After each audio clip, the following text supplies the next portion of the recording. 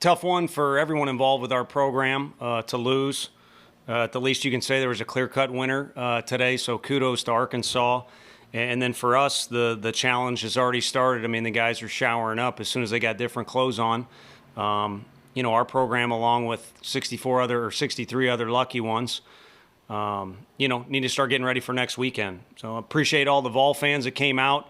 I know they were louder at the end. I don't know who had more representatives, but it really doesn't matter. It made for an incredible environment for everybody that was here, the players, TV. So I appreciate all those people that made that drive, and I know we didn't do what fans wanted us to do, but those that came down this morning appreciate that. My mom and dad even surprised me, so that was huge, and appreciate all the parents of our guys riding that thing out. My mom's a sweetheart, and she's everybody's favorite when she's out and about, probably because she didn't wash their mouths out with soap like I got. And then, anyone who knows my dad knows he's an OG, so I appreciate them as well as all the other parents sticking with our guys. It's my opinion, but I think baseball parents spend more money and more time being around, and hopefully no one hates me for saying that. That's the sport I coach, but it sure seems like that's the case. So certainly a lot of appreciation from that end. That's what I got. All right, thank you very much, Coach. First question comes from Wes.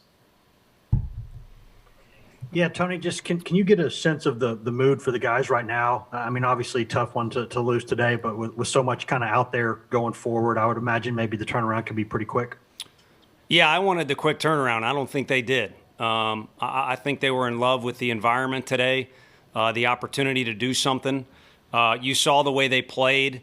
If there's ever a situation for your team to quit, it's with the Golden Spikes Award winner on the mound and a pretty sizable lead. And we got guys trying to backpick on their own, quality at-bats against a guy, who's been tough on everybody all year long. So they were still wrapped up emotionally in that game.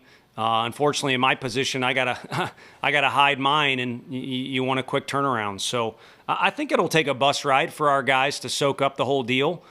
Somewhere around, the good city of Chattanooga, they'll start maybe laughing or saying the things that they really enjoyed what happened here. And, the bitterness of the loss won't go away. But these guys have kind of shown after a Saturday loss and we go into a Sunday, or after a Game 1 tourney loss, they seem to get motivation from stuff like that. So, again, maybe they can relax and be kids on the back half of that trip and then start to slowly build some motivation for tomorrow. And we'll see, where we're at and who we got. But really it's going to be all about just preparing for Friday, kind of like it would be on a normal week when we don't have a midweek game. Mike is next. Yeah, Tony, was there anything new that you learned about this team in its first experience playing 5 games in 5 days? And you referenced the players maybe having some happy moments around Chattanooga. Thinking back on the highlights of this, what were the highlights for you? Getting to be around our guys each day. You don't know when it's going to go away. I know that's kind of true in life, but you start getting into May, no matter what program it is across the country, your days may end. Even if you win the national championship, it's going to be over. And this is kind of that group, staff, players included. Y'all just want to hang out as often as possible. So we got extra days to do that. But more importantly, we got to see what we could do against, guys like Sims, Cops again. I could say a bunch of other names, and then compete against a Florida team that was on a pretty dang good run with what they've done and what they're capable of. I could go on and on. So there's an assortment of things that'll help us for next weekend and the program beyond. And the number one thing was today. Today's different. I told them, I warned them. I said, I'm going to try and keep my heart rate normal during that anthem, but you're going to want to run through a brick wall. And then that flyover happens that I forgot about. And you need to learn to deal with that stuff. And you can certainly do it well the first go-around, but it's kind of a safe bet in Vegas. You'll be a little bit better the second go-around when you handle that stuff. So individually, our kids have been great. Christian Scott, we knew he could do that stuff. Booker, we knew. Maybe on the pitching side of things, you got a little bit of lesson learned there. My man Mabry, he can handle anything. He's a tough kid, so we can use him in the postseason. And Jason Rackers, it's been a grind, just with the fluctuations of how his career's gone with us. it hasn't been ideal, but it could go out on a sweet note because he certainly showed he can pitch well, on a big stage. Trey is next. Hey, Tony, it was just announced that Camden Sewell, Connor Pavoloni, Luke Lipsius, and Mac Ferguson were all on the all-tournament team. What did you see out of those 4 guys this week? Second part of that question, too, the environment you saw today in Hoover, how much are you looking forward to that next weekend at home at the regional, and how does that play a factor?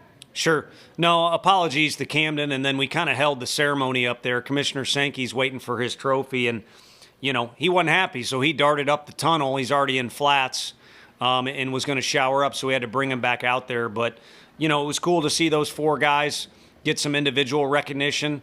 I think a couple of those guys maybe had some hits after their teammates wore down the pitcher a little bit. So, it's kind of a group effort with these guys at all times. But, it's nice that some guys got tapped on the shoulder. I think really what it means is Luke is playing his best ball.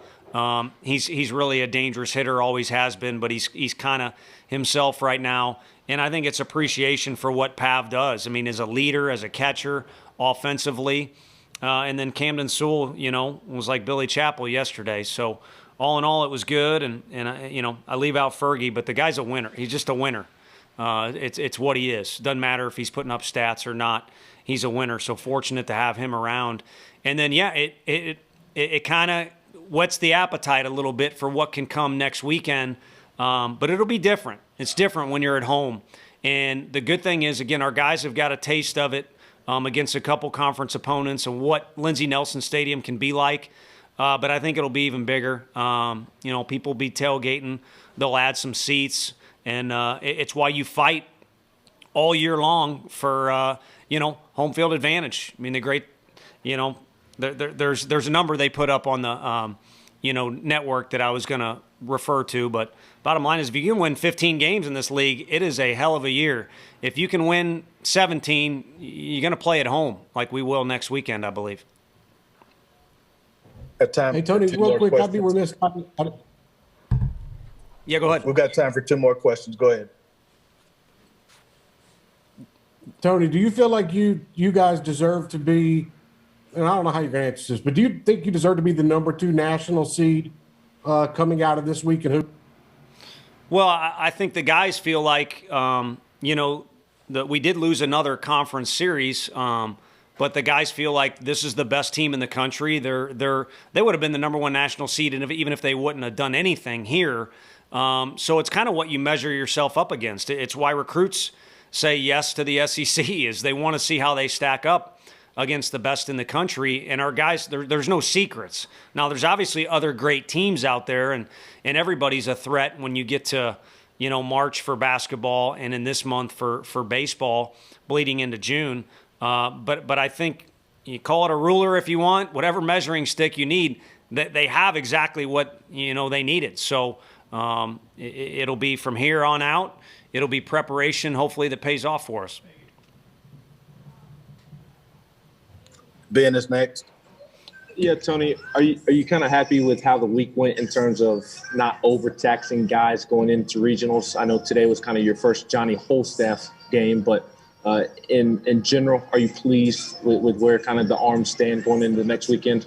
Yeah, I mean, 60 was the ish number with Will. Happy we got some guys some reps.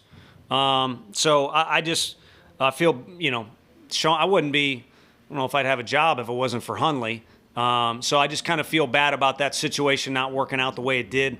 In essence, trying to guard him or protect him a little bit actually ended up kind of putting him in a situation that he would have been better off, maybe if we'd managed that situation a little bit. So call that the one regret, if you will. But, we kind of had a vision for what we wanted to do, and a lot of it worked out. And also a lot of things came to the forefront of, okay, there are no question marks. If this guy does this, if this guy starts, if we bring this guy in, can he do it? Can you come out of a difficult situation, in a regional? Those questions were answered a bit.